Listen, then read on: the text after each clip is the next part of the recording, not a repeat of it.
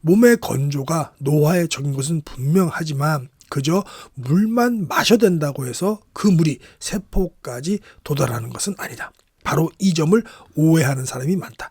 우리 몸에서 염분이 수분과 함께 기능하는 이상 염분 섭취를 줄이면 당연히 수분도 줄어든다. 심한 경우 세포에 필요한 수분도 부족해져서 온몸이 건조해진다. 과도한 염분 제한은 노화를 향한 전력 질주나 다름이 없다. 세포 건조를 재촉하는 잘못된 생활 습관들. 첫 번째, 과도한 물 섭취는 수독을 일으킨다. 두 번째, 염분 섭취를 제한하면 노화가 빨라진다. 다이어트, 덜 먹는 것보다는 배출에 신경을 써라. 네 번째, 저녁은 거르지 마라. 다섯 번째, 피부 보습제는 세포 건조를 해결하지 못한다. 이 중에서도 가장 충격적인 것은 염분 섭취를 제한하면 노화가 빨라진다라는 거죠. 안녕하세요 시청자 여러분, 오늘도 만나 뵙게 돼서 반갑습니다. 여러분의 소중한 시간을 아껴드리기 위해서 책의 핵심 내용만 쏙쏙 빼서 전달해드리는 건강 스케치입니다. 나름 재미있으라고 MSG도 치고 있습니다. 오늘 소개할 책은요, 유명한 책입니다. 노화는 세포 건조가 원인이다. 지은이는 이시하라 유미 박사님이신데요, 이렇게 생기셨습니다. 다들 아실 거예요, 그죠?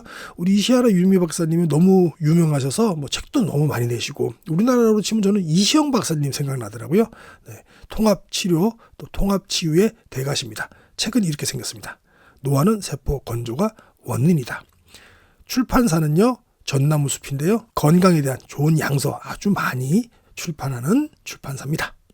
오늘 책 내용 너무 좋아요. 제가 한 2부나 3부로 나눠서 할 텐데요. 오늘 거 정말 진짜 좋습니다. 한번 들어보시기 바랍니다. 이 책은 노화의 진짜 원인이 무엇이고 그 해결하는 방법이 무엇인지를 소개합니다. 저자에 따르면 우리가 나이 들면서 느끼는 몸 안팎의 불쾌 증상과 노화 현상은 세포가 건조하기 때문이라고 주장하십니다. 고혈압, 하체 비만, 노안, 요통, 피부 트러블, 심지어 우울증, 치매 같은 노화 증상과 질병들이 어떻게 세포의 건조에서 비롯되는지를 설명하고, 세포의 건조를 부추기는 생활 습관을 바로잡을 것과 세포의 수분 흡수력을 되찾아 노화를 늦추고 질병을 치유할 수 있는 다양한 방법들을 책에서 제시하고 있습니다. 오늘은 일부로 시작하겠습니다. 저자 아까 보셨지만 한번 더 볼까요? 유명하신 분입니다. 이 유미 박사님께서는 어느 대학 나왔는지는 것도 중요하지만 혈액내과에서 근무하던 중에 48년생이시네요. 혈액내과에서 근무하던 중에 만성병을 치유하지 못하는 현대의학에 대해 의문을 품고 난치병 치료를 연구하기 시작했고요. 장수 지역으로 유명한 호카서스 지방과 스위스 병원 등에서 자연요법을 연구하셨습니다. 자, 첫 번째, 노화를 재촉이는 잘못된 습관. 과도한 물 섭취는 수독을 일으킨다. 보도록 하겠습니다. 수분 섭취에 대한 그릇된 상식 때문에 다음과 같은 습관을 가진 사람이 많다. 첫 번째, 몸을 촉촉하고 생기 있게 하려고 매일 생수를 2리터 정도 마신다. 두 번째, 피가 탁해지지 않도록 잠자리에 들기 전에 반드시 물을 한 잔 마신다. 세 번째, 상쾌하게 잠을 깨기 위해 아침에 일어나자마자 찬물을 한 잔 마신다. 여기서 이제 포인트가 찬물이 되겠네요. 네 번째, 마지막입니다. 물이나 녹차를 병에 담아가지고 다니면서 마신다. 이런 방법으로 수분을 섭취하면 오히려 노화를 재촉하게 된다. 몸의 건조가 노화에 적인 것은 분명하지만 그저 물만 마셔야 된다고 해서 그 물이 세포까지 도달하는 것은 아니다. 바로 이 점을 오해하는 사람이 많다. 그래서 우리 박사님께서는 세포 내액과 세포 외액으로 좀 구분하셨어요. 보겠습니다.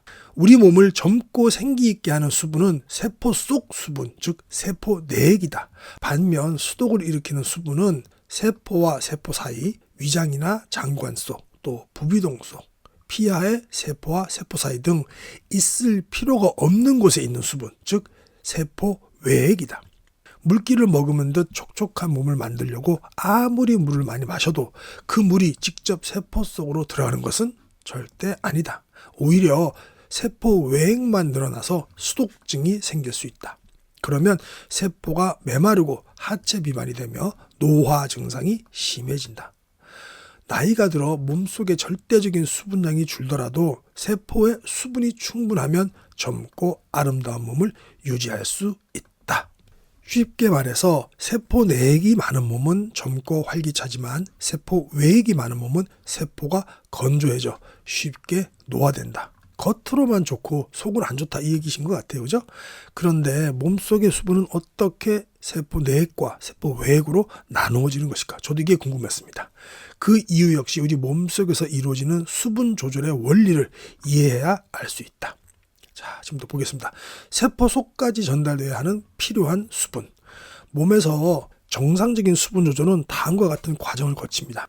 첫째, 혈관 속 수분, 세포 내액은 온몸을 이루는 60조 개의 세포로 운반이 된다. 둘째, 세포로 운반된 수분은 세포를 촉촉하고 생기 있게 만들고 세포 속에서 이루어지는 다양한 화학 반응에서 필수 물질로 기능한다. 셋째, 세포 속 수분은 시간이 지나면 노폐물과 함께 혈액으로 흡수되고 마지막에는 신장으로 운반되어서 소변과 함께 배출된다. 요 주기가 되겠네요. 이런 과정이 원활하게 진행되려면 반드시 열이 있어야 한다. 위나 장의 수분이 혈액으로 흡수될 때나 혈액의 수분이 세포로 흡수될 때 모두 열 에너지가 필요하다. 만약 열 에너지가 부족하면 다음과 같은 현상이 일어난다. 첫째, 찬 수분을 섭취하면 위나 소장의 세포가 지나치게 차가워진다. 이때 수분은 세포 외액이 되겠죠. 이 수분이 혈액으로 제대로 흡수되지 못해서 그대로 위나 소장에 고이거나 설사의 형태로 몸 밖으로 배출된다. 둘째, 차가워진 장기나 조직의 세포 역시 혈액으로부터 수분을 충분히 흡수하지 못하게 되고 이때 남은 수분, 이게 세포 외액이겠죠? 이 남은 수분은 세포 사이에 고여서 부종을 일으킨다. 이처럼 수분 조절, 즉 몸속의 물 관리에 실패하면 불필요한 부위에 수분이 늘어나서 정작 중요한 세포는 심각한 물 부족 사태를 겪어야 한다. 정말 맞는 말 같아요. 저는 이 책을 읽기 전에 물론 이것도 AI로 제가 2년 전에 한 거였는데 지금 육성을 하고 있는데 그때는 세포 외액, 내외액 잘 이해가 안 됐는데 이번에 읽으면서 확실히 이해가 됐습니다. 물을 많이 마셔도 몸이 건조해지는 이유는 바로 이런 메커니즘 때문이다. 그러니 물기를 머금은 듯 촉촉한 몸을 만들려면 수분 섭취량을 늘릴 것이 아니라 섭취한 수분이 세포 속으로 충분히 흡수되도록 도와야 하겠죠. 구체적인 실험 방법 알려드립니다. 구체적인 실험 방법으로는 체온보다 낮은 찬물을 많이 마시면 위장이 차가워짐으로 피한다. 체온이 낮거나 특정 세포나 조직과 장기 주변이 차가우면 세포가 혈액의 수분을 흡수하는 힘이 떨어지기 때문이다. 요거 정말 중요한 얘기 같은데요. 자, 다시 한번 복습해 볼까요? 섭취한 수분이 세포 내로 제대로 들어가려면 체온보다 낮은 찬물을 드시지 말라고 강조하셨습니다. 그 이유는 여기 나와 있죠. 자, 두 번째, 염분 섭취를 제한하면 노화가 빨라진다. 정말 중요한 챕터입니다. 염분 섭취에 신경을 쓰는 사람이 많긴 많은 모양이다. 요거 책 나올 때 한참 저염식이 히트치던 때입니다. 그죠? 소금이 오해받고 소금이 5만 병의 근원으로 오해받을 때입니다. 요즘 마트의 식품 진열대를 보면 저염된장, 저염간장, 무염버터 등을 쉽게 찾을 수 있다. 그뿐만이 아니다. 라면이나 찌개를 먹을 때는 을에 짠 국물은 남기고 젓갈이나 장아찌 반찬은 멀찌감치 밀쳐놓는다. 자반 고등어도 저염이라는 표시가 없으면 사지 않는다. 저염식에 길들기 위한 노력이 정말 눈물겨울 정도다. 하지만 안타깝게도 피를 맑게 하려고 수분을 많이 섭취하거나 고혈압을 염려해서 무조건 싱겁게 먹는다고 해서 반드시 큰 효과를 볼 수 있는 것은 아니다. 예전보다 염분 섭취량이 상당히 줄었어도 고혈압 환자 수는 점점 더 늘고 있는 현실이 이를 말해준다. 최근 일본에서 실시한 조사 결과에 따르면 일본의 40대 이상 남녀 가운데 약 절반인 6천만 명이 고혈압이라고 한다. 또 뇌졸중 환자는 감소 추세에 있긴 하지만 뇌혈관에 혈전이 생겨 일어나는 뇌경색 환자는 늘어나고 있다. 게다가 암이나 심근경색, 당뇨병, 류머티즘 등의 이환율은 특정 기간 동안 질병을 앓고 있는 사람의 비율을 얘기합니다. 이 이환율은 염분을 제한하기 전보다는 오히려 큰 폭으로 증가하고 있다. 이런 현상을 보면 과연 염분을 모든 병에, 모든 질병의 주범으로 몰아가도 괜찮은가 하는 의문이 든다. 예, 이제는 벗었습니다. 그죠? 누명을. 근데 아직도 저염식 외치시는 분들 많습니다. 제 댓글도 보면 아직도 뭐 의사 선생님이 소금 먹지 말라고 하던데요. 그런 댓글 많습니다. 필자가 의사로 일하기 시작한 30년 전만 해도 고혈압 환자에게는 우선 이뇨제부터 처방하는 것이 보통이었다. 이거 왜 그랬을까요? 고혈압의 원인인 혈액 속 염분을 수분과 함께 소변으로 배출하기 위해서다. 하지만 혈관을 넓히거나 심장의 수축력을 억제하는 방법으로 혈압을 낮추는 약제들이 개발되면서 이뇨제는 거의 쓰이지 않게 되었다. 그런데 최근 미국에서 실시한 연구 결과 과거에 쓰던 이뇨제 처방이 오히려 고혈압 치료에 매우 효과적이었다는 사실이 밝혀져서 주목을 끌고 있다. 염분은 원래 몸속에서 수분과 함께 기능한다. 우리 몸에서 나오는 눈물이며 땀, 콧물, 혈액이 모두 짜다는 사실로도 이를 알 수 있다. 미네랄이 몸에서 일정한 균형을 유지하고 또 염분은 수분과 함께 증가하거나 감소하기 때문에 몸속에서 염분만 줄이는 것은 불가능하다.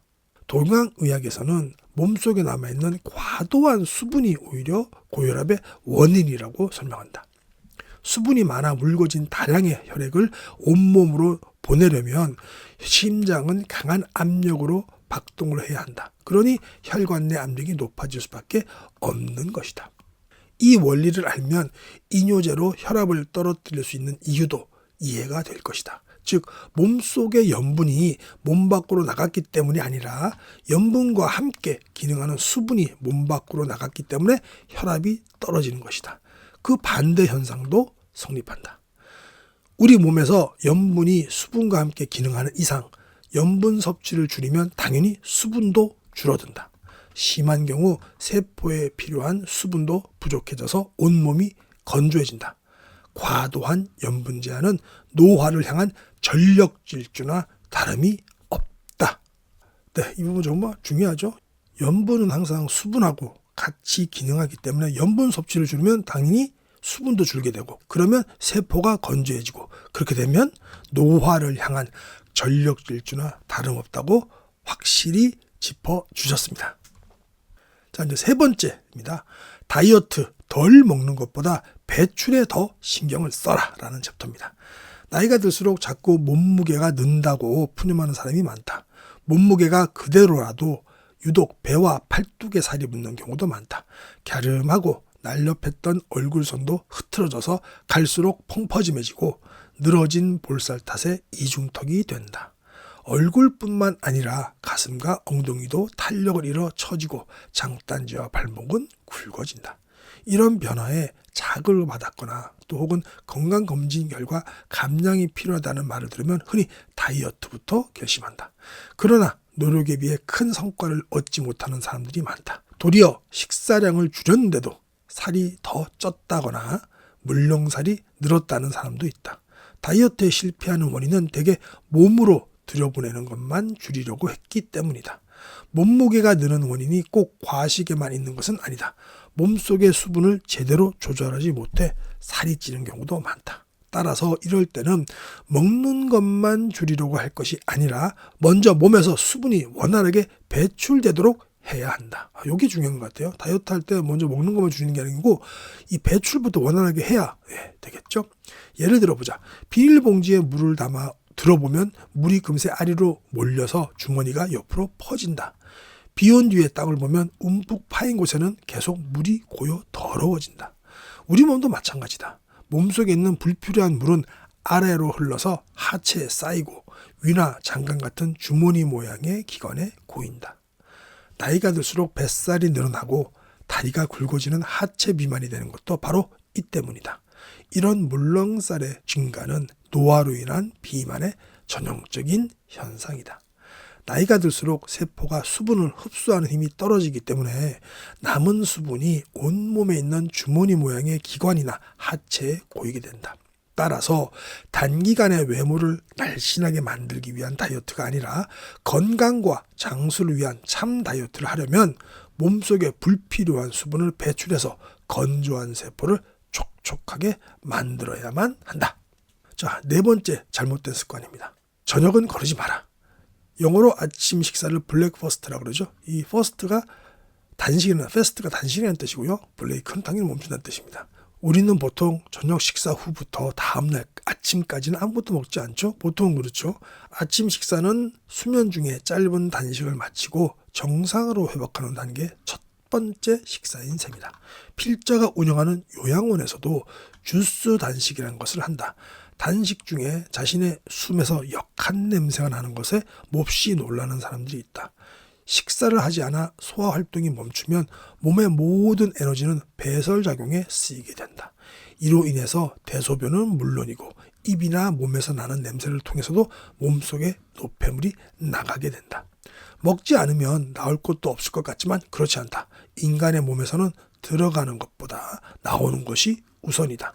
그래서 음식을 몸속으로 들여보내지 않는 단식은 배설을 위한 가장 효과적인 방법이자 기회가 된다. 밤사이에 짧은 단식을 하고 난 아침에는 몸속에 있던 노폐물과 수분이 배출되므로 숨에서 냄새가 나고 소변의 색도 진하다.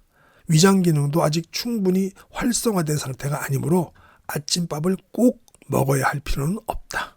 뇌 활동의 에너지로 쓰이는 당분을 섭취하는 정도면 된다. 그러니까 아침 식사로는 미네랄과 당분이 균형을 이룬 당근, 사과, 소금 주스나 또 미네랄이 풍부한 흑설탕에다가 생강, 홍차가 좋다고 합니다. 설탕은 그렇게 조금만 뿌리면 되겠죠. 미네랄이 많은 거. 아침 식사 대신 마시면 몸속의 과도한 수분으로 인한 물렁살, 하체 비만을 미리 막거나 낫게 할 수 있다. 또 온몸의 세포에 수분을 공급해서 노화를 늦추고 활기를 되찾을 수 있다. 어떤 것들이요? 네. 사과, 당근, 소금 주스, 그리고 살짝 미네랄이 풍부한 살짝 흑설탕을 친 생강과 홍차 정도라고 하십니다. 하루 3끼를 다 먹되 식사량을 줄이는 다이어트법은 매 끼마다 먹고 싶은 것을 억지로 참아야 하므로 지속하기가 힘들다. 네, 힘듭니다. 그죠? 하루에 2끼만 먹고 저녁 식사를 거르는 다이어트법도 있지만 저녁을 거르면 몸의 배설 기능이 떨어지기 때문에 애쓴 만큼 성과가 나타나지 않는다. 진짜 이런 것 같기도 해요. 저녁을 굶으면 다음날 배설이 좀 안 되는 것 같기도 하고 그러네요. 노화로 인한 비만을 막는 데는 몸속에 노폐물을 내보내고 세포에 수분과 영양을 공급하는 식사법이 효과적이다. 자, 이제 마지막 5번째입니다. 피부 보습제는 세포 건조를 해소하지 못한다. 피부가 건조해지면 여러 가지 증상이 나타난다. 겨울만 되면 얼굴이 당기고 피부에 흰 가루 같은 각질이 일어난다. 발 뒤꿈치도 갈라지고 거칠어져서 걸핏하면 스타킹 올이 나간다. 심할 때는 밤마다 몸 여기저기가 가려워서 잠을 설치기도 한다. 이렇다 보니 많은 사람들이 목욕을 마치면 얼른 보습 크림부터 챙겨 바르고 틈만 나면 얼굴에 생수나 화장수를 뿌린다. 미스트 많이 뿌리시죠? 피부 건조가 심해서 주름이나 잡티가 생길까 봐 음식으로 섭취할 수 있는 콜라겐을 약 먹듯이 복용하는 사람도 있다. 덩달아 화장품 회사들도 보습 기능을 앞세운 다양한 종류의 화장품을 앞다투어 내놓고 있다. 이처럼 현대인들은 피부가 건조해지는 것을 막으려고 많은 노력을 기울인다. 그런데 피부 보습에서는 온갖 정성을 들이면서 혹시라도 화장이 지워질까 봐 땀 흘리는 것을 꺼려하거나 땀 냄새가 신경 쓰여서 땀 분비를 억제하는 약재를 사용하기도 한다. 이런 모순 때문에 피부 노화가 더 심해진다. 피부 세포의 수분 보유력을 높여야 되겠죠? 그 챕터 한번 보도록 하겠습니다. 노인이라도 건강한 사람은 남녀를 불문하고 피부가 매끄럽고 윤기가 있다. 네, 그런 사람들 진짜 많이 있죠. 반대로 20대 여성 가운데도 피부가 거칠고 메마른 이들이 많다. 그래서인지 보습에 좋다는 로션이며 크림 등을 2중, 3중 겹쳐 바르고 보기에도 부담스러운 두터운 화장으로 맨 얼굴을 감추는 사람들이 있다. 촉촉한 피부를 위해 나름 애를 썼는데도 그마저 효과가 없다면 어떻게 해야 할까? 느긋하게 욕조물에 몸을 담그거나 사우나에서 기분 좋게 땀을 흘리고 났을 때의 모습을 한번 떠올려 보세요. 분명히 몸 밖으로 수분이 많이 빠져나갔는데도 불구하고 웬일인지 피부는 촉촉하고 매끈하다. 푸석푸석하던 얼굴은 붓기가 빠져서 탄력이 생기고 턱선도 날렵해진다. 이처럼 목욕 등으로 몸이 따뜻해지면, 여기서 중요한 건 따뜻해지면입니다. 우리 몸에서 수분 조절을 주관하는 신장도 따뜻해진다.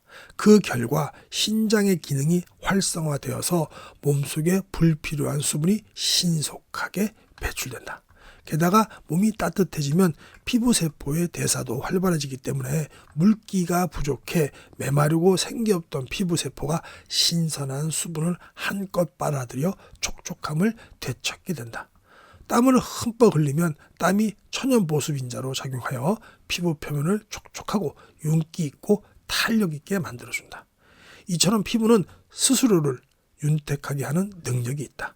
이와 같은 피부 본연의 힘이 발휘되도록 한다면 인위적인 보습에 의존하지 않더라도 좋은 젊은 피부를 유지할 수 있다.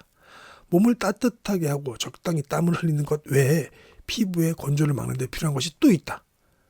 수분을 흡수해서 촉촉해진 세포가 그 상태를 계속 유지할 수 있는 힘, 즉 수분 보유력을 높이는 일이다. 피부세포의 수분 보유력을 높이는 데는 미역 같은 해조류 있죠. 미끈거리고 끈적거리는 식품이 좋다. 이들 식품에 들어있는 점액 성분인 무틴이 피부를 촉촉하고 탄력 있게 만들어준다고 합니다. 역시 해조류 많이 드셔야 되겠죠. 근데 또 이것도 해조류 얘기하면 해양오염 얘기하시는 분들이 꼭 있습니다. 어쩔 수 없죠. 그 참 공해는 우리가 어쩔 수 없는 거죠. 그래도 잘 검사된 걸로 해서 먹어야 되겠죠. 네. 이런 식품을 자주 먹으면 세포의 수분 상태가 정상으로 회복되므로 피부의 건조 증상도 차츰 좋아질 것이다. 피부 세포를 촉촉하게 하는 것이야말로 피부를 젊고 생기 있게 만드는 가장 효율적인 방법이다. 자, 여러분께서 가장 좋아하시는 오늘의 결론 및 핵심 요약 시간입니다. 우리는 까마귀 고기를 먹습니다. 첫 번째, 세포 건조를 재촉하는 잘못된 생활 습관으로 5개를 꼽았습니다. 과도한 물 섭취는 수독을 일으키고요. 그래서 세포 내액, 세포 외액 얘기를 했는데 중요한 것은 찬물을 드시지 말라고 하셨어요. 두 번째는 염분 섭취를 제한하면 노화가 빨라진다. 충분히 이해되셨죠? 세 번째는 다이어트, 덜 먹는 것보다 배출에 신경 써야 하고요. 저녁은 또 걸리지 말라고 했고, 다섯 번째, 피부 보습제는 세포 건조를 해소하지 못한다고 했습니다. 자세하게 좀 한번 볼게요. 결론도 좀 자세하게 봐야 되겠죠? 까먹으십니다, 우리는. 과도한 물 섭취는 수독을 일으키는데 처음에 몸을 촉촉하고 생기 있게 하려고 매일 생수를 2리터 정도 마신다거나, 피가 탁해지지 않도록 잠자리에 들기 전에 반드시 물을 한 잔 마신다거나, 또 상쾌하게 잠을 깨기 위해서 아침에 일어나자마자 찬물을 마신다거나, 여기서 또 이거 찬물이라고 강조를 해야지, 그럼 아침에 일어나서 물 마시지 말아요라는 물이 분명히 있습니다. 물이나 녹차를 병에 담아 가지고 다니면서 마신다거나 이런 것들은 그렇게 필요가 없다라는 거예요. 왜냐하면 물기를 머금은 듯 촉촉한 몸을 만들려면 수분 섭취량을 늘릴 것이 아니라 섭취한 수분이 세포 속으로 충분히 흡수되도록 해야 한다는 것입니다. 구체적인 실행 방법으로는 체온보다 낮은 찬물을 많이 마시면 위장이 차가워지므로 피해야 합니다. 체온이 낮거나 특정 세포나 조직과 장기 주변이 차가우면 세포가 혈액의 수분을 흡수하는 힘이 떨어지기 때문이라고 말씀하셨습니다. 자, 두 번째는 염분 섭취를 제한하면 노화가 빨라진다. 염분은 수분과 함께 증가하거나 감소하기 때문에 몸속에서 염분만 줄이는 것은 불가능하다. 동양의학에서는 몸속에 남아있는 과도한 수분이 고혈압의 원인이라고 설명한다. 즉 몸속의 염분이 몸 밖으로 나갔기 때문이 아니라 염분과 함께 기능하는 수분이 몸 밖으로 나갔기 때문에 혈압이 떨어지는 것이다. 그 반대 현상도 성립한다. 우리 몸에서 염분이 수분과 함께 기능하는 이상 염분 섭취를 줄이면 당연히 수분도 줄어든다. 심한 경우 세포에 필요한 수분도 부족해져서 온몸이 건조해집니다. 그래서 과도한 염분 제한은 노화를 향한 전력 질주나 다름없다고 하셨습니다. 세 번째는 다이어트, 덜 먹는 것보다 배출에 신경 쓰라고 했습니다. 단기간에 외모를 날씬하게 만들기 위한 다이어트가 아니라 건강과 장수를 위한 참 다이어트를 하려면 몸속에 불필요한 수분을 배출해서 건조한 세포를 촉촉하게 만들어야 한다고 말씀하셨어요. 자, 네 번째는 저녁은 거르지 마라. 인간의 몸에서는 들어가는 것보다는 나오는 것이 먼저 우선이다.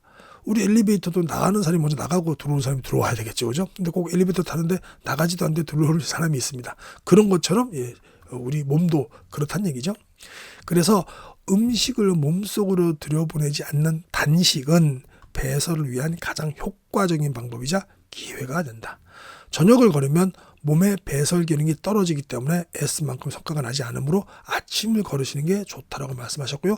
아침을 걸리기 좀 힘드신 분들은 아까 말씀하신 대로 사과, 당근, 벤나 주스에다가 소금을 한 꼬집 넣는 거죠, 그죠? 그거나 혹은 흑설탕인데 많이는 마시고요, 그죠? 미네랄이 풍부한 흑설탕을 갖다가 홍차나 녹차에다 살짝 한두 스푼 정도 타서 드시면 된다고 하셨습니다. 자, 마지막입니다. 피부 보습제는 세포 건조를 해소하지 못한다고 하셨는데요. 목욕 등으로 몸이 따뜻해지면, 중요한 것은 따뜻해지면입니다. 우리 몸에서 수분 조절을 주관하는 신장도 따뜻해진다. 그 결과 신장의 기능이 활성화되어 몸속에 불필요한 수분이 신속하게 배출된다. 즉, 수분 보유력을 높이는 일이다. 피부 세포의 수분 보유력을 높이는 데는 미역 같은 해조류, 미끈거리거나 또 끈적거리는 식품이 좋다. 이들 식품에 들어있는 점액 성분인 무틴이 피부를 촉촉하고 탄력 있게 만들어주기 때문입니다. 면역학 최고권이자 이시하라 유미 박사가 추천하는 지금보다 10살은 더 어려 보이는 세포 보습 생활법, 항노화 음료를 직접 만드는 법. 세포 건조가 원인인 만큼 세포 건조를 하지 않기 위해서 항노화 음료를 만드는 법, 오늘 제대로 배워보도록 하겠습니다. 항노화 음료로 온몸의 건조를 막는다. 보약으로 몸의 건조를 치료하거나 노화를 막을 수는 없다. 건강보조식품도 어느 정도는 되겠지만 문제가 있겠죠. 보약도 안 되는데, 그죠? 노화를 늦추는 가장 신속하고 효과적인 방법이 무엇일까요? 지금부터 설명하는 건조를 막는 항노화 음료는 피부와 내장, 뼈, 모발, 뇌에 이르기까지 온몸이 건조해지지 않도록 막는 효과가 뛰어나다. 이르면 처음 마신 그날부터 효과를 느낄 수도 있다.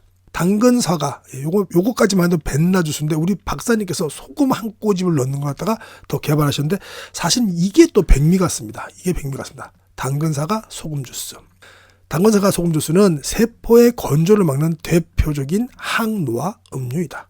동양의학에 따르면 인간의 하체는 식물의 뿌리에, 또 상체는 땅 위로 나와 있는 잎이나 줄기, 꽃에 해당하는데요. 인삼이나 오갈피 같은 뿌리를 약용하는 생약은 대개 큰 병으로 몹시 쇠약해진 신체의 회복을 돕거나 허약체질 혹은 노쇠를 개선하는 데 쓰인다. 식품 중에는 뿌리 채소가 또 좋다고 합니다. 특히 몸을 따뜻하게 하는 난색을 띠는 당근은 과도한 수분으로 인해서 몸이 찬 사람들에게 아주 좋다고 합니다. 과일 중에서 또 사과는 원산지가 북쪽 지방이고 색도 붉어서 몸을 차게 할 염려가 없다는 것이죠. 둘 다 몸을 따뜻하게 하는 성질이 있네요.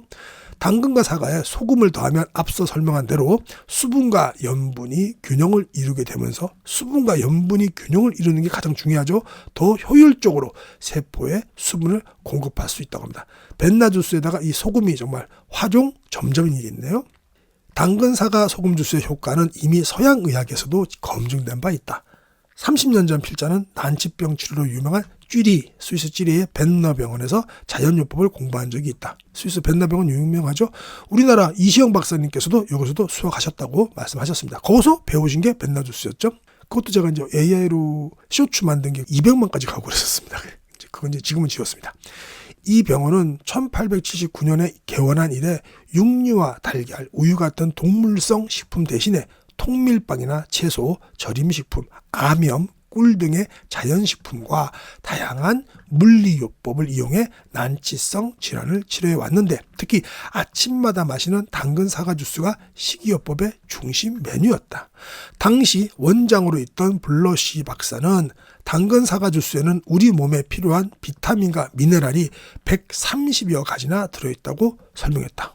정말 많은 미네랄이 들어있네요. 그죠?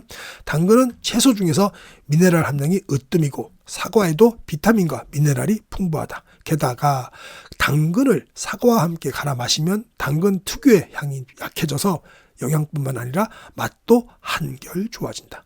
벤너병원에서 당근 사과 주스의 효과를 알게 된 필자는 지금까지 날마다 아침 식사 대신에 마시고 있다.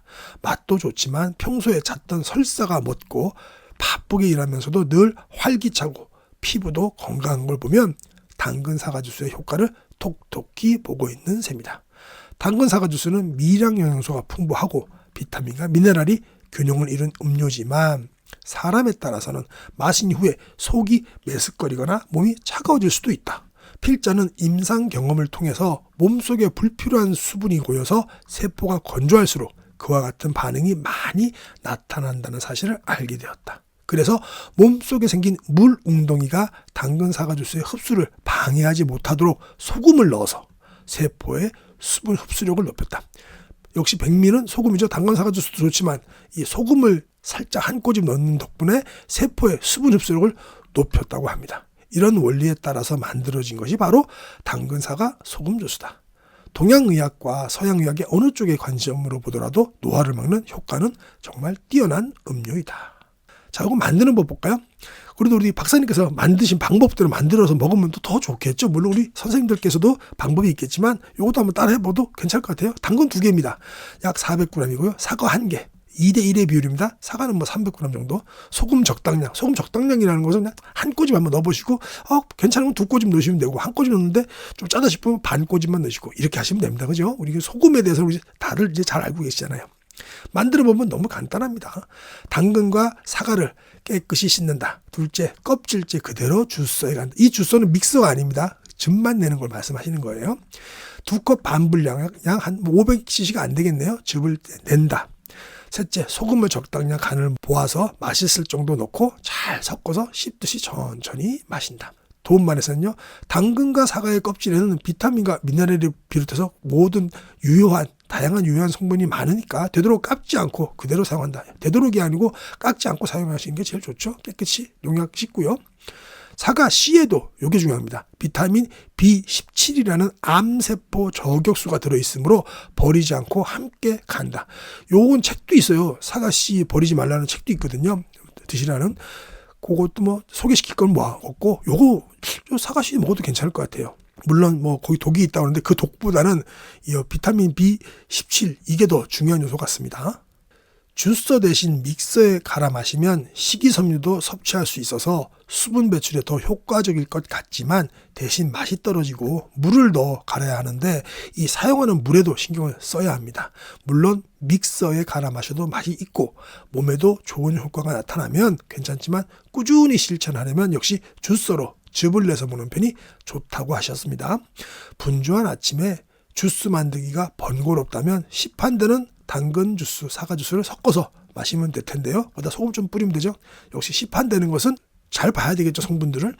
그러나 신선한 채소와 과일에는 그만큼 영양소와 효소가 풍부하므로 되도록 직접 만들어 드시는 것이 최고 좋습니다.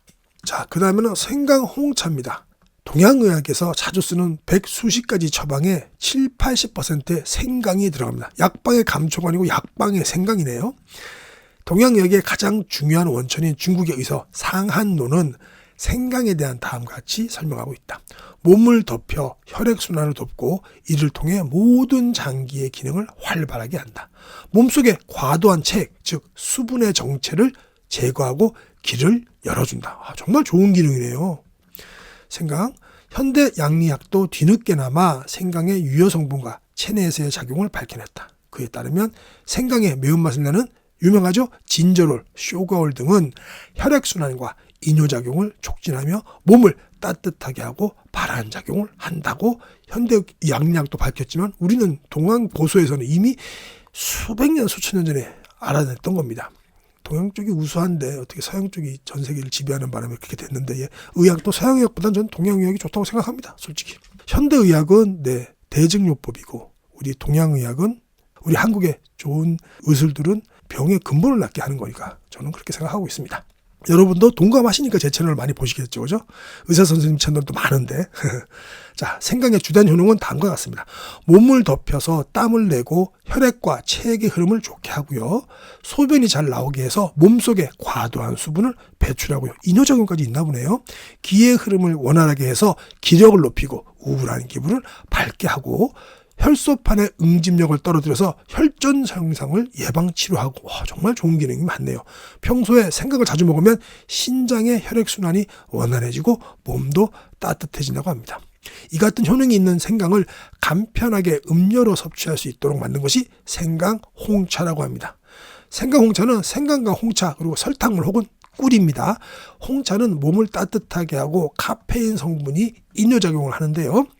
여기에 미네랄이 풍부한 흑설탕이 들어가기 때문에 자양 강장 효과도 얻을 수 있다고 합니다. 평소에 생강 홍차를 즐겨 마셨더니 냉증이나 고혈압, 변비, 설사, 부종, 비만, 우울감 등 수독에서 비롯된 증상들이 개선되었다는 사람들이 아주 많다고 합니다. 생강 홍차가 몸속에 고인 불필요한 수분이 원활히 배출되도록 돕기 때문에 메마른 세포가 차츰 수분 흡수력을 회복해서 노화도 느려진다고 합니다. 저도 이 생강을 너무 매워서 안 먹었는데 얼마 전에 처형이 그 생강 갖다가 직접 손으로 다 썰어가지고 설탕을 살짝 발라가지고 이렇게 해갖고 그걸 말려서 그렇게 왔더라고요. 그래서 저한테 주면서 저도 먹으라고 했는데 저는 그 생강이 조금 그 매워서 안 먹었는데 그걸 홍차로 먹으면 될 것 같습니다. 홍차와 같이. 좋은데요? 조금 더 먹어봐야 되겠습니다. 그런데 그걸 좋은 걸 처형이 해주셨는데 이제 안 먹고 있었네요. 자, 생강 홍차 레시피 만드는 법입니다. 흑설탕 혹은 꿀, 흑설탕이 싫으신 분은 꿀 넣으시면 됩니다. 그죠? 네. 적당량하고 홍차, 또 생강을 간 것을 넣으시라고 하네요. 만드는 법은요. 첫째, 뜨거운 홍차에 생강 간 것을 적당량 넣는다. 흑설탕이나 꿀로 단맛을 내서 하루에 3잔에서 6잔 정도 마시면 된다고 합니다. 정말 간단하네요. 그냥 뭐 홍차 있고 그 다음에 꿀 있으면 생강 좀 간 거 있으면 되는 거죠. 홍차는 티백을 사용해도 된다고 했는데 이건 옛날 책이니까 그렇고 사실은 뭐 티백도 요즘 뭐 티백 그 하나에 미세 플라스틱이 뭐 몇 천만 개가 들었다고 하니까요. 저도 그 이후로 티백을 안 먹습니다. 아예. 홍차도 우리 그 찻잎 있잖아요. 그걸로 기왕이면 드세요. 네, 뭐든지 간편한 것은 문제가 있죠. 건강은 항상 귀찮고 불편한 겁니다. 그죠? 운동 귀찮은데 해야 되고 좋은 거 좀 간편한 거 먹고 싶지만 좀 귀찮게 현미 좀 해서 드셔야 되고 그런 거죠.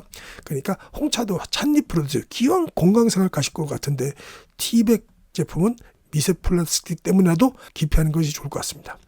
자, 생강은 넉넉한 양을 강판에 갈아서 조금씩 나누어 냉동에 두었다가 필요한 만큼만 녹였으면 된다. 이것을 냉동해 두셔도 괜찮겠네요. 그죠? 바쁠 때는 갈아서 파는 시판 제품이나 그런 것도 있죠. 생강 가루를 이용해도 된다고 합니다. 이 정도까지는 우리가 용인하죠. 근데 생강 홍차 티백은 제가 좀 말리고 싶습니다. 자, 그다음에 생강탕이 있네요. 생강탕은 발환작용이 있다고 합니다. 그래서 몇 모금만 마시고 보면 몸이 따뜻해지고 땀이 난다고 합니다.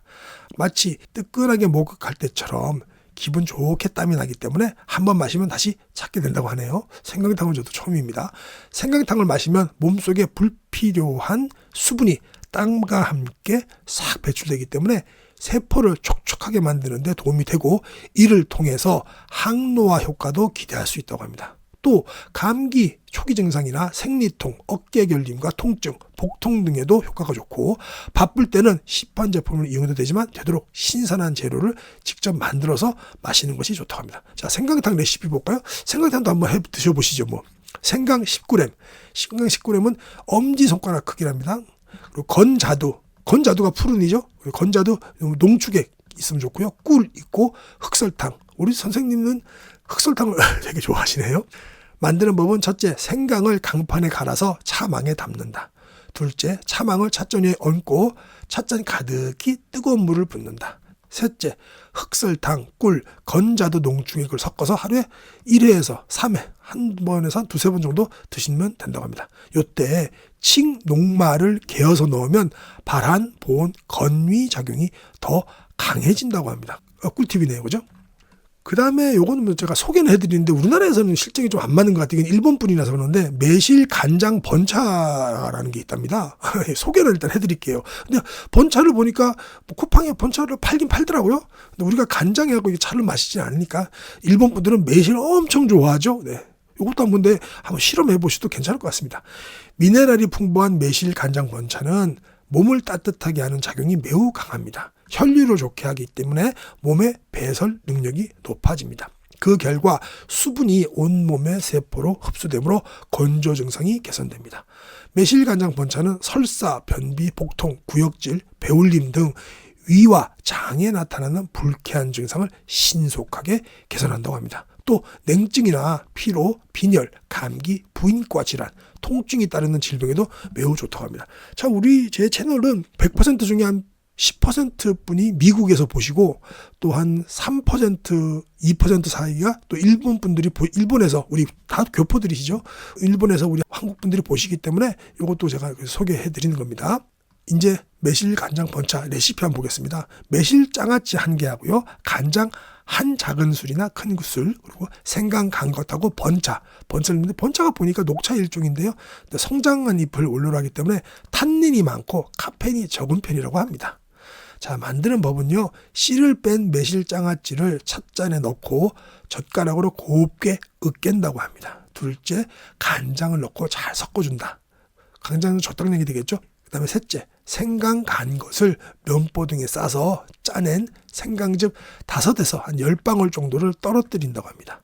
넷째, 뜨거운 번차를 넉넉히 붓고 잘 섞어서 하루에 1-2잔 마신다고 합니다. 근데 어린이는 이거보다 지금 만든 레시피보다 한 4배에서 5배로 희석해서 먹게 하면 된다고 하네요. 근데 허브티는 많죠. 각종 허브티. 요즘은 다양한 종류의 허브티를 많이 접하게 됩니다. 캐모마일, 로즈마리, 세이지, 장미, 계피 등이 있는데 다 몸속에 수분을 배출하는 이뇨작용을 한다고 합니다. 좋아하는 향을 직접 즐기시면 되니까요. 고르시면 될 것 같습니다. 요거는 건너뛰어도 될 것 같고요. 자, 여러분들께서 가장 좋아하시는 오늘의 결론 및 핵심 요약 간단하게 하겠습니다. 사과, 당근, 소금 주스. 사과, 당근, 소금 주스는 세포의 건조를 막는 대표적인 항노화 음료이다. 특히 몸을 따뜻하게 하는 난색을 띠는 당근은 과도한 수분으로 인해 몸이 찬 사람에게 매우 좋다. 과일 중에서 사과는 원산지가 북쪽 지방이고 색도 붉어서 몸을 차게 할 염려가 없죠. 그래서 수분과 염분이 균형을 이루게 되므로 더 효율적으로 세포에 수분을 공급할 수가 있습니다. 무엇 때문에요? 소금 때문입니다. 당근 사과 주스, 사과 당근 주스에는 우리 몸에 필요한 미네랄과 비타민들이 무려 130여 가지나 있다고 벤너 병원의 병원장님께서 그렇게 말씀을 하셨습니다. 몸속에 생기는 물 웅덩이가 당근 사과 주스의 흡수를 방해하지 못하도록 소금을 넣어서 세포의 수분 흡수력을 높인 것이 사과 당근 소금 주스입니다. 레시피는 간단합니다. 당근 2개, 사과 1개, 또 소금 조금 적당량 본인이 보고 적당량 드시면 됩니다. 당연히 껍질째 까는 게 제일 좋고요. 사과 씨도 드시라고 했습니다. 뭐 때문에? 비타민 B17 때문입니다. 이게 암세포 저격수라고까지 얘기하는 요소네요. 생강홍차, 생강의 매운맛을 내는 진저롤, 쇼가올 등은 혈액순환과 이뇨작용을 촉진해서 몸을 따뜻하게 하고 발한작용을 합니다. 생강의 주된 효능, 이거 안 볼 수가 없더라고요. 다시 한번 보겠습니다. 몸을 덮여서 땀을 내고 혈액과 체액의 흐름을 좋게 하고요. 2번째는 소변이 잘 나오기 위해서 몸속에 과도한 수분을 배출합니다. 3번째는 기의 흐름을 원활하게 해서 기력을 높이고 우울한 기분을 밝게 합니다. 4번째는 혈소판의 응집력을 떨어뜨려서 혈전 형성을 치료한다고 합니다. 피떡 예방과 치료가 되겠네요. 자, 마지막으로 평소에 생강을 자주 먹으면 신장의 혈액순환이 원활해지고 몸도 따뜻해집니다. 우리 보면 신장에 문제가 생겨서 결국은 몸이 좀 나빠지잖아요. 신장 건강을 위해서도 진짜 생강을 꼭 드셔야 되겠습니다. 초영한테 갑자기 감사한데요. 생강 홍차 레시피입니다. 흑설탕 또는 꿀 적당량하고 홍차, 생강 간 것만 있으면 됩니다. 만들어보면 너무 간단하죠. 뜨거운 홍차에 생강 간 것을 적당량 넣고요. 흑설탕 기호에 따라서 흑설탕이나 꿀로 단맛을 내고 하루에 3잔에서 6잔 정도 드시면 된다고 합니다. 그 다음에 마지막 생강탕입니다.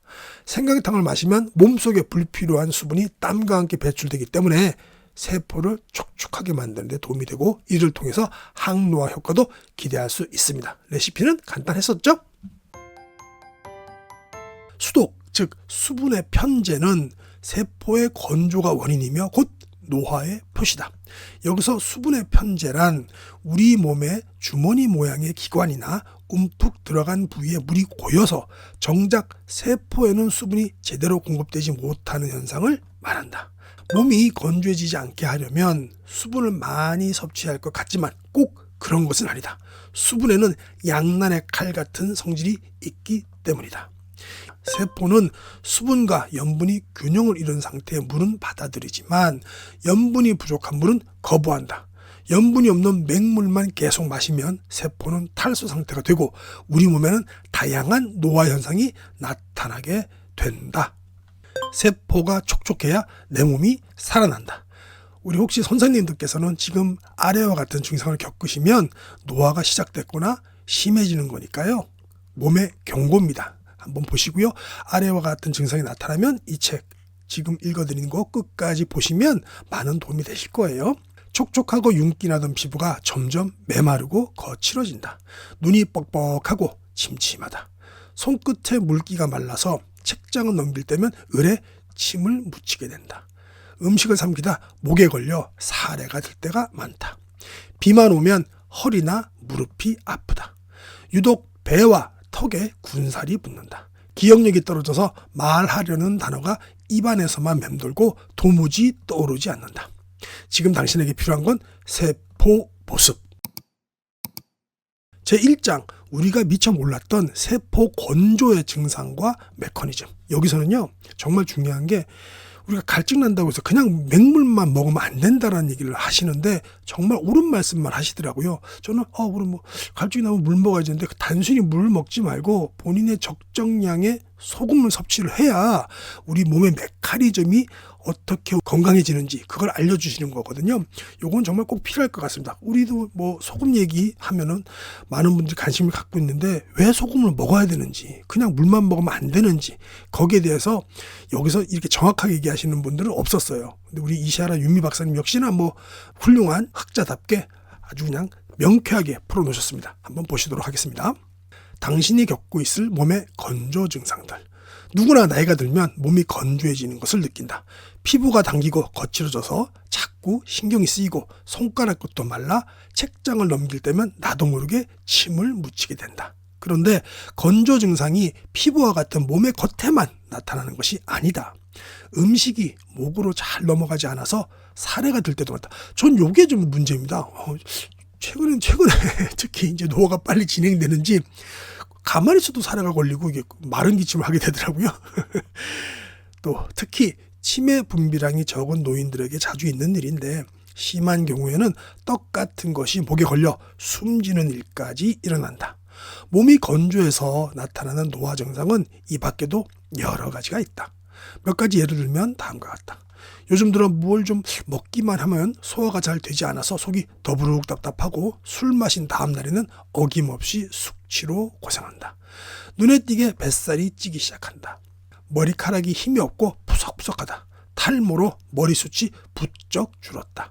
날씬하던 종아리가 푸석푸석하고 굵어졌다. 이 같은 노화 현상의 원인은 다름 아닌 세포의 건조에 있다. 생선을 말리면 수분이 날아가서 껍질이 쭈글쭈글해지는데 이것은 우리 피부에 주름이 늘어난 상태로 해당된다는 거죠. 나무가 시들면 속이 비는 것은 골다공증이 생기는 원리와 같다. 줄기를 자른 꽃은 시간이 지나면 생기를 잃고 바싹 말라 더는 물기를 빨아들이지 못하는데 이것은 지나치게 세포가 메말라 우리 몸이 수분을 흡수할 수 없게 되는 것과 마찬가지다.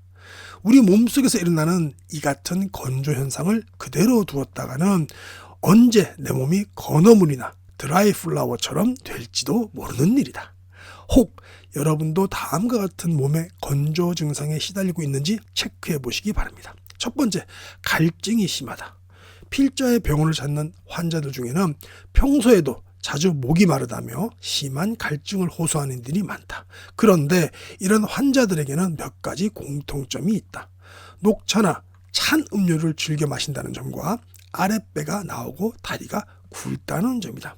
우리 이시하라 유미 박사님은 녹차에 대해서 그렇게 좋은 평가를 안 하시는 것 같아요. 홍차를 드시라고 그러고요. 오히려 찬 음료는 당연히 뭐 누가 얘기해도 안 좋은 거 맞죠? 아무리 물을 마셔도 갈증이 가시지 않고 결국 하체 비만에 이르는 증상은 동양의학에서 말하는 수독증에 해당한다. 몸 밖으로 나가야 할 수분이 몸속에 그대로 남아서 주머니 모양의 기관이나 움푹 들어간 부위, 세포 간질에 고여서 해를 끼치는 것이다. 수독증이 그걸 말하는 거죠. 말하자면 몸속에 더러운 물이 고인 웅덩이가 여럿 있는 셈이다. 이런 상태에서는 아무리 물을 마셔도 그 웅덩이로 빼앗기기 때문에 충분한 양의 수분이 세포로 전달되지 못한다. 필요한 수분을 공급받지 못해 건조해진 세포는 마침내 생명의 위기를 느끼게 되어 우리 몸에 물을 달라는 신호를 보낸다. 이것이 심한 갈증으로 나타난다. 갈증은 세포가 건조하다는 신호인 것이다. 온몸의 세포가 바싹 말라 있으면 노화가 심해진다. 평소에 자주 목이 말라 물을 많이 마시는 사람은 건조와 노화의 악순환에서 빨리 벗어나도록 애써야 한다. 비 오는 날 몸 상태가 좋지 않은 분들, 요것도 한번 보시기 바랍니다. 비만 오면 무릎이 쑤신다는 사람이 많다. 비가 오거나 습한 날에는 유독 다리나 허리 같은 하체에 통증이 생기고 몸이 차가워지거나 다리에 부종, 신경통, 두통 등이 자주 나타난다. 또 특별한 이유 없이 우울해지거나 기분이 언짢아지기도 한다. 밤새 춥게 자고 난 다음 날에 설사나 복통이 생기는 것이나 지나친 냉방 때문에 몸이 나른해지고 머리나 허리가 아픈 것도 비가 올 때 자주 나타나는 증상들과 비슷하다. 물과 냉증과 통증은 서로 깊은 관련이 있다. 물은 물체에 열을 식히는 작용을 한다. 우리 자동차 엔진의 열도 냉각수로 식히고 아이들이 열이 날 때면 물수건으로 열을 떨어뜨린다. 모두 물의 냉각작용을 이용한 처치법이다. 다른 예를 들어보자. 따뜻한 물로 목욕을 하고 난 뒤라도 머리나 몸에 묻은 물을 잘 닦지 않고 그대로 있으면 금세 몸이 식으면서 몸 상태가 나빠진다. 또 무더운 여름 한낮에도 땀에 젖은 채로 에어컨 바람을 쐬면 갑자기 몸이 차가워지면서 불쾌한 증상이 나타난다. 이런 예로 알 수 있듯이 몸속에 있는 불필요한 수분입니다. 몸속에 있는 불필요한 수분은 냉각수와 같은 작용을 해서 우리 몸을 차게 만든다. 뒤에도 나오겠지만 이 불필요한 수분은 세포 간질에 있는 거거나, 그죠? 아까 얘기했던 움푹 파여 있는 그런 장기에 있거나 세포 속에 들어가지 않은 세포 외액을 얘기하는 겁니다. 더욱이 몸이 비에 젖거나 습기에 노출되면 몸속에 고여있던 수분이 몸을 더욱더 차게 만든다. 그리고 불필요한 수분이 있는 부위에는 통증이 생기고 이러한 상태가 심해지면 불쾌 증상이나 질환으로 나타난다. 몸이 차가워지며 통증이 생길 때 욕조에 들어가 충분히 몸을 덮이면 통증이 덜해지고 땀을 흘리고 나면 몸이 한결 가벼워진 느낌이 든다. 특히 운동으로 땀을 흘리면 우울했던 기분까지 밝아지는 심리적인 효과도 얻을 수 있다. 비만 오면 몸 상태가 좋지 않거나 증상이 악화되는 것, 이런 현상을 동양의학에서는 수독과 관련이 있다고 본다. 목욕이나 운동으로 몸을 차게 만드는 냉각수 역할을 하는 물을 몸 밖으로 내보내면 증상이 호전되는 것을 보더라도 관련성을 부인할 수 없다. 수독, 즉 수분의 편재는 세포의 건조가 원인이며 곧 노화의 표시다.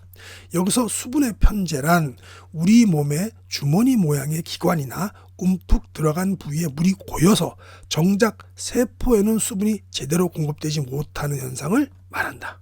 따라서 비 오는 날의 몸 상태로도 내 몸이 얼마나 노화했는지 알 수 있다. 자, 세 번째로 땀을 많이 흘리시는 분도 있죠. 몸을 조금만 움직여도 땀이 나는 사람들이 있다. 이런 사람들은 평소에 땀을 많이 흘리기 때문에 몸에 수분이 쌓이지 않을 거라고 생각하지만 사실은 그렇지 않다. 특별한 이유 없이 땀이 많이 나는 것은 몸을 건강하고 탄력 있게 유지하는 체내 균형이 무너졌다는 증거이자 노화를 알리는 위험 신호다. 우리가 하루에 얼마나 많은 양의 수분을 섭취하고 또 배출하는지는 표에 잘 나타나 있다. 한번 표 한번 볼까요? 이거 보시면 간단한 건데요. 수분을 섭취하는 양, 직접 마시는 양은 우리가 보통 1리터에서 1.5리터. 또 음식물에 함유된 수분들이 있죠. 그게 한 800ml. 그리고 단백질이나 지방, 탄수화물이 연소하고 생기는 대사성 수분이 약 300ml 정도 있어서 합계가 한 2리터에서 2.6리터 정도 된다는 거죠. 그리고 또 배출량도 마찬가지입니다. 소변으로 직접 배출하는 게 우리가 직접 마시는 양이 거의 배출이 되네요. 1리터에서 1.5리터. 대변은 100ml, 또 피부 표면이나 우리 호흡기도를 통해서 증발하는 수분이 600ml. 폐에서 우리가 숨 쉴 때 나가는 게 또 400ml 정도 되네요. 400ml 정도 되네요. 그래서 총 거의 합계가 비슷하죠. 그러니까 우리가 직접 먹거나 음식을 통해서 먹거나 그래서 우리가 한 2리터 정도 물을 마시자라는 그런 말이 나오는 거죠. 다시 책으로 돌아왔습니다. 이 같은 수분의 출입은 대개 일정한 균형을 이루기 때문에 여분의 수분은 땀으로 나가게 된다. 따라서 평소에 땀을 너무 많이 흘린다는 것은 그만큼 몸속에 불필요한 수분이 쌓여 있다는 증거다. 이해하시겠죠? 그런 사람이 물을 많이 마셨거나 소변으로 수분을 충분히 배설하지 못했을 경우 몸을 좀 움직이거나 식사만 해도 땀을 뻘뻘 흘리게 된다. 땀을 적당히 흘리면 세포가 촉촉해지고 피부도 매끈해지는 이점이 있다. 그러나 수독으로 인해서 흘리는 다량의 땀은 식은 땀으로 운동이나 목욕할 때 나오는 정상적인 땀과 다르다. 흔히 말하는 나이가 들수록 땀이 잘 난다고 할 때 땀이 바로 이 식은 땀에 해당한다. 평소에 이유 없이 땀이 많이 난다면 지금 내 몸의 세포가 심하게 메말라 있다는 뜻이므로 세포가 수분을 충분히 흡수할 수 있도록 식습관과 또 생활습관을 개선해야 한다. 다음 챕터입니다. 몸의 건조와 수독을 동시에 걱정해야 하는 이유입니다. 중요한 챕터입니다. 물기를 머금은 듯 촉촉한이란 말에는 누구나 젊음과 신선함을 느낀다. 생기 있고 건강하고 또 아름다운 몸 역시 메마름과는 좀 거리가 있죠. 실제로도 몸속의 수분은 나이가 들수록 줄어들죠. 이것만 보더라도 노화는 수분의 감소, 즉 건조와 관련이 깊다는 것을 알 수 있는데 이렇게 건조한 몸을 두고 왜 수독을 걱정해야 할까요? 그 이유를 알려면 몸속에서 수분이 어떻게 조절되는지 그 메커니즘을 좀 알아야 됩니다. 세포외과, 세포내액이라는 건데요. 일반 분들은 잘 모르실 것 같고요. 이 책을 통해서만 알 수 있어요. 한번 보시도록 하겠습니다. 촉촉한 피부나 물이 뚝뚝 떨어질 듯이 싱싱한이란 말로 아름다움이나 젊음을 표현하는 것만 보더라도 우리 몸에 물이 얼마나 중요한지 알 수 있다. 부드럽고 연한 새싹이나 어린 잎도 수분을 잃으면 바싹 말라서 버스럭거리는 낙엽이 되고 한껏 물기를 머금은 나뭇가지도 시들면 생기 없는 고목이 된다. 육류도 마찬가지로 송아지나 어린 양의 고기가 더 연하고 맛있다. 이 같은 건조 이퀄 수분 부족 이퀄 노화의 공식은 인간에게도 성립한다. 노인은 대개 젊은 사람보다 움직임이 유연하지 못하다. 마치 제대로 맞물리지 못한 톱니바퀴처럼 동작이 부드럽게 이어지지 못할 때가 많다. 나이가 들면 뼈와 근육의 세포에서 수분이 빠져나가 마르고 딱딱해지기 때문이다. 몸이 건조해지지 않게 하려면 수분을 많이 섭취할 것 같지만 꼭 그런 것은 아니다. 수분에는 양난의 칼 같은 성질이 있기 때문이다. 입으로 들어오는 수분은 위나 장에서 흡수되어 혈액으로 들어가고 마지막에는 우리 몸을 이루는 약 60조 개의 세포로 흡수된다. 수분은 우리 몸에서 중요한 역할을 하지만 몸을 차게 시키는 단점이 있다. 물의 이 같은 성질 때문에 체온보다 낮은 찬물을 많이 마시면 위장이 차가워진다. 그로 인해서 위장의 기능이 떨어지면 수분이 혈액으로 흡수되지 못하고 위나 장관에 그대로 고여버린다는 거죠. 조금만 움직여도 위 주변에서 출렁출렁하는 물소리, 이걸 진수음이라고 하네요. 물소리가 나는 것이 그 증거다라고 하셨어요. 우리 몸속의 세포, 조직, 장기 등은 수분과 또 체열 36.5도 이상의 체온을 원동력으로 삼아서 기능, 대사하죠. 따라서 체온이 낮거나 특정 세포, 조직, 장기의 주변이 차가우면 세포가 혈액의 수분을 흡수하는 힘이 떨어진다는 거죠. 이런 상태에서는 섭취한 수분이 위장으로 순조롭게 들어가서 혈액과 함께 온몸의 세포로 운반되더라도 세포 속으로 충분히 흡수되지 못하고 피하의 세포 사이, 세포 간질에 고여서 세포 외액이 돼서 부종을 일으킨다는 거죠. 촉촉한 피부와 젊고 싱싱한 근육, 뼈, 내장을 유지하는데 꼭 필요한 수분은 세포 속 수분, 즉 세포 내액이라고 합니다. 세포 외액, 즉 위나 장관 속, 부비동 속, 폐포, 피하의 세포와 세포 사이, 눈의 수종체 등에 있는 다량의 수분은 오히려 해가 되면 되었지 젊음과 건강을 지키는 일을 하지 못한다고 합니다. 결론은 뭔가요? 체온보다 너무 차가운 물을 드시지 말라는 거예요. 그죠? 자, 오늘의 결론 부분으로 가고 있습니다. 수분과 염분이 균형을 이룬 물을 마셔야 한다는 겁니다. 짭짤한 감자튀김을 먹고 나면 을에 갈증이 나서 물을 찾게 된다. 너무 당연한 현상이라서 그 이유가 궁금한 사람은 별로 없을 것이다. 그러나 메마른 세포에 효과적으로 수분을 공급하려면 염분 섭취가 왜 갈증을 일으키는지 그 원리를 알아야 한다. 우리 몸에서 염분은 항상 수분과 함께 기능한다. 예를 들어 설명하겠다. 설사나 구토를 하면 다량의 수분이 몸 밖으로 배출된다. 만약 그때 탈수를 막으려고 맹물입니다. 맹물만 마시면 또다시 설사나 구토가 일어난다. 설사나 구토로 이른 수분은 순수한 물이 아니고 염분을 함유한 체액이기 때문이다. 이미 염분을 많이 잃은 상태에서 맹물을 다시 마시면 몸속의 염분 농도가 더 낮아지죠. 이를 막으려는 생리적인 반응으로 우리 몸은 수분의 흡수를 거부한다. 이런 경우 많죠. 진짜로 그렇죠. 이 때문에 다시 설사나 구토가 일어나는 것이라고 합니다. 이를 자발적 탈수라고 합니다. 정말 몸이 신비한데 이렇게 해석하시는 박사님이 없으셨죠? 이처럼 우리 몸은 생명 유지를 위해서 항상 수분과 염분의 균형을 자율적으로 조절한다. 짠 음식, 염분을 먹으면 갈증이 나는 것도 그 때문이다. 세포는 수분과 염분이 균형을 이룬 상태의 물은 받아들이지만 염분이 부족한 물은 거부한다는 거죠. 아직도 댓글에 보면 짜게 먹지 말라고 의사선생님이 말하는데 니들이 왜 그러냐고 얘기하시는 분들이 있습니다. 물론 적당히 드셔야 됩니다. 많이 먹으라는 얘기가 아니고요. 저염식 하지 말라는 얘기입니다.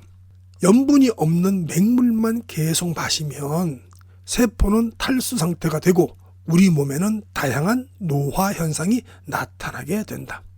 세포가 젊으면 쉬 늙지 않는다.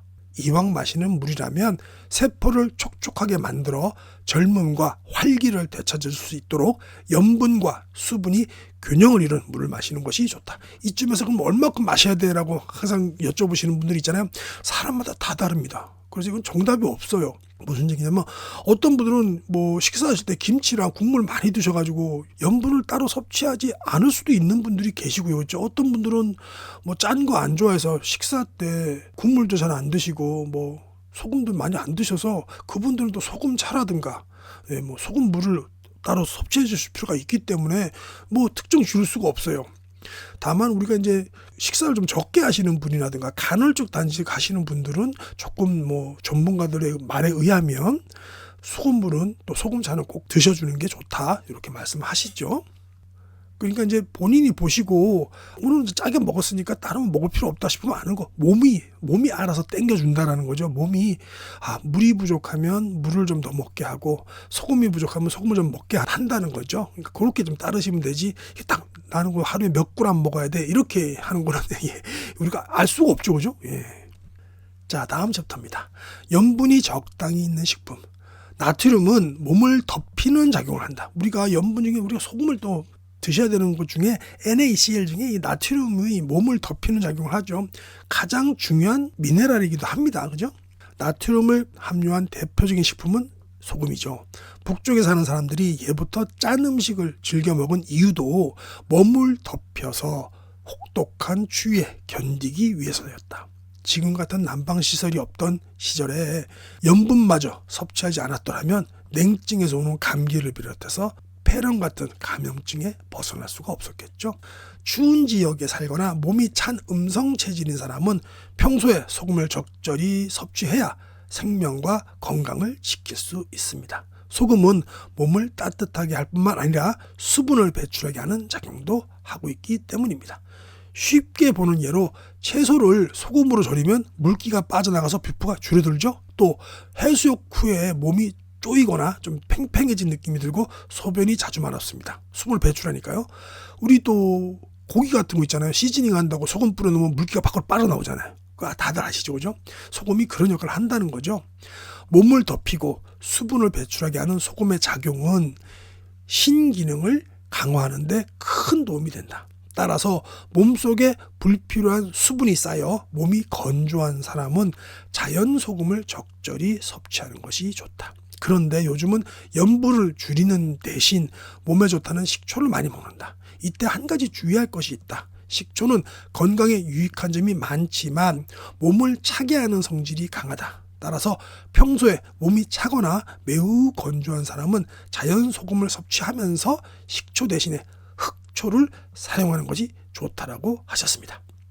자, 여러분들께서 좋아하시는 오늘의 결론 및 핵심 요약을 해보겠습니다. 제 1장부터 우리가 새로 돌아왔습니다. 이유는 세포 건조의 증상과 그 메커니즘을 알아야 되기 때문이죠. 자, 수독, 즉 수분의 편재는 세포의 건조가 원인이며 곧 노화의 표시다. 여기서 수분의 편재란 있어야 될 곳이 있어야 되는데 없는 걸 말하는 거죠. 우리 몸의 주머니 모양의 기관이나 움푹 들어간 부위에 물이 고여서 정작 있어야 할 세포에는 수분이 제대로 공급되지 못하는 상태를 말합니다. 그래서 우리가 세포 외액과 세포 내액으로 우리 박사님께서 이렇게 친절히 설명을 해 주셨습니다. 몸이 건조해지지 않게 하려면 수분을 많이 섭취해야 할 것 같지만 꼭 그런 것은 아니다. 수분에는 양날의 칼 같은 성질이 있기 때문이다.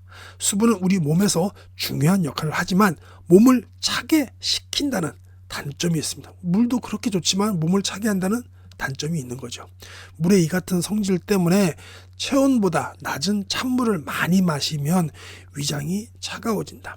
그로 인해서 위장의 기능이 떨어지면 수분이 혈액으로 흡수되지 못하고 위나 장관에 그대로 고인다. 조금만 움직여도 위 주변에서 출렁출렁하는 진수음이 나는 것이 그 증거다. 이런 상태에서는 섭취한 수분이 위장으로 순조롭게 들어가서 혈액과 함께 온몸의 세포로 운반되더라도 세포 속으로 충분히 흡수되지 못하고 피하의 세포 사이에 고여서 세포 외액이 되면서 부종을 일으킨다. 촉촉한 피부와 젊고 싱싱한 근육, 뼈, 내장을 유지하는 데 필요한 수분은 세포 속 수분, 즉 세포 내액이다. 수분과 염분이 균형을 이룬 물을 드셔야 된다고 마지막에도 강조하셨습니다. 세포는 수분과 염분이 균형을 이룬 상태의 물은 받아들이지만 염분이 부족한 물은 거부한다. 염분이 없는 맹물만 계속 마시면 세포는 탈수 상태가 되고 우리 몸에는 다양한 노화 현상이 나타나게 된다. 이상으로 오늘 책 리뷰 마치도록 하겠습니다. 건강은 하루아침에 망가지거나 좋아지지 않습니다. 건강 스케치와 함께 좋은 습관을 꾸준히 유지하시기 바랍니다. 지금까지 함께해 주셔서 정말 감사합니다.